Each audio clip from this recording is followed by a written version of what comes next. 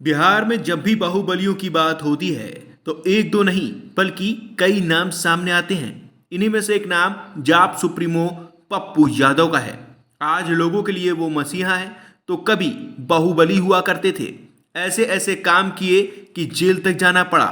17 साल तक उन्होंने जेल में समय बताया है। आज हम लाइव इंडिया न्यूज में बिहार के बाहुबली पप्पू यादव की कहानी बताएंगे। पप्पू यादव का जन्म मधेपुरा जिले में 1967 में हुआ था। 1990 में निर्दलीय विधायक चुनकर वो आए थे। वो दौर पप्पू यादव के लिए बहुत खास था। पप्पू यादव का भय सीमांचल में इस कदर था कि लोग उनका नाम लेने से भी डरते थे। 17 साल जेल में बिताने वाले पप्पू यादव की पहचान बाहुबली नेता के रूप में हुई। उन पर हत्या, किडनैपिंग, मारपीट, बूथ कैप्चरिंग, आर्म एक्ट जैसे कई मामले अलग अलग थानों में दर्ज हुए हैं। लेकिन पप्पू यादव को मार्क्सवादी कम्युनिस्ट पार्टी के नेता अजीत सरकार की हत्या के मामले में 17 साल जेल में रहना पड़ा था। घटना 1998 की है। मकपा नेता अजीत सरकार उनके एक साथी असफुल्ला खान और ड्राइवर पर अंधाधुंध फायरिंग की थी। इस घटना में 3 लोगों की हत्या हुई थी। इसमें पप्पू यादव का नाम आया था। उस वक्त पप्पू यादव पूर्णिया लोकसभा सीट से सांसद हुआ करते थे।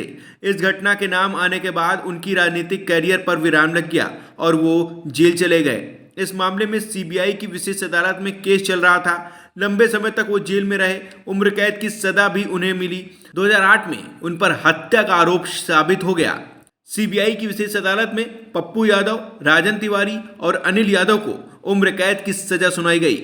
सजा मिलते ही उनकी सदस्यता रद्द हो गई। उन्हें तिहाड़ जेल भेज दिया गया था। कई सालों तक वो जेल में बंद रहे। हाईकोर्ट से मिली थी राहत।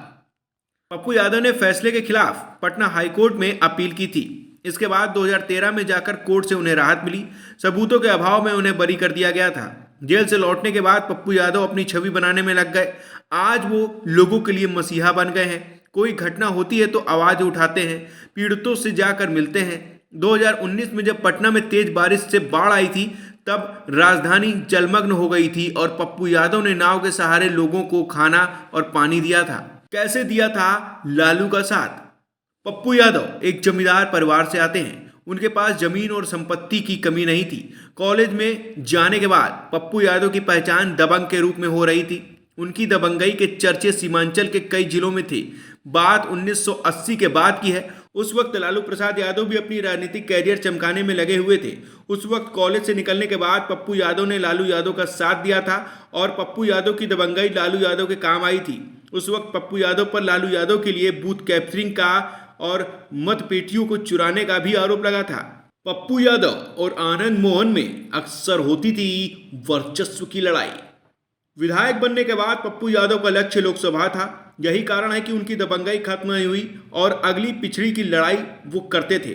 आनंद मोहन सिंह मुख्य विरोधी थे। दोनों के बीच कई बार वर्चस्व की लड़ाई हुई।